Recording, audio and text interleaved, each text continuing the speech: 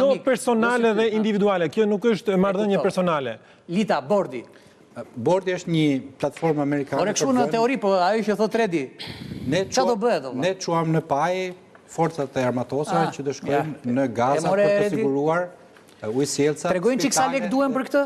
Duhen për 100 Çfarë do bëjnë forcat e armatosave? milion euro në muaj.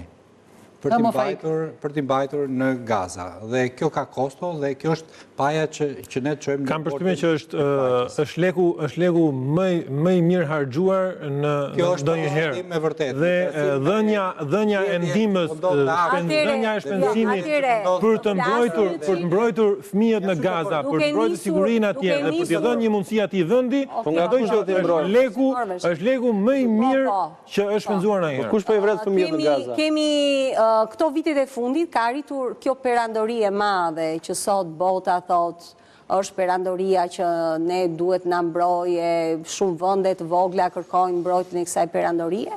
Në një moment të caktuar kur janë vrarë mbi 70.000 civil, 25.000 fëmijë në Gaza, del fare buku një bord paqe me këto shtete.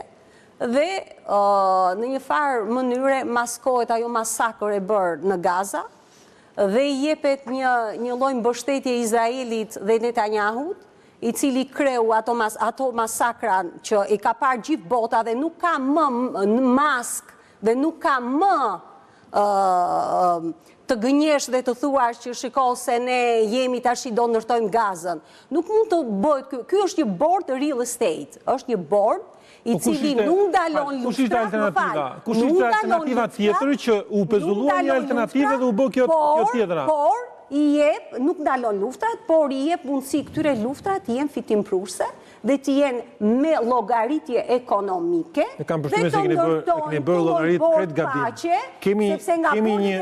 Kemi një Amerikë e cila për disa vite nuk ishte reaguar përballë konflikteve të mëdha që ishin në barë globit dhe kemi një president i cili për një vit ka ndaluar 7 luftra, ka ulur fitimet e kompanive të prodhimit të armatimit në mbar globin. Po pra bie ndesh me atë që ju po thoni që Amerika dhe bordi i paqes po investon në drejtim të fitimit të kompanive të prodhimit.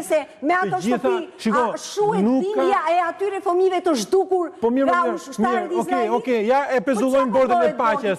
Ja po e pezullojmë bordin e paqes. Si do funksionojë? Do shuhet dhimbja pastaj? Po bëhet për fitime ekonomike real estate, për ato interesa, për ato e ke gabim. Po ndash me real estate, ndash pa real estate. Gaza duhet ndërtohet. Unë nuk jam këtu për të thënë që Gazën duhet ta lëmë pa ndërtuar. Po si mos ta ndërtojmë Gazën me që nga real estate? Mos ta mbrojmë atë komunitet të pambrojtur, mos i japim mundësi atij komunitetit të arsimojë, mos i japim mundësi atij komunitetit të zhvillohet. Dhe me 70.000 civil të vrarë atje.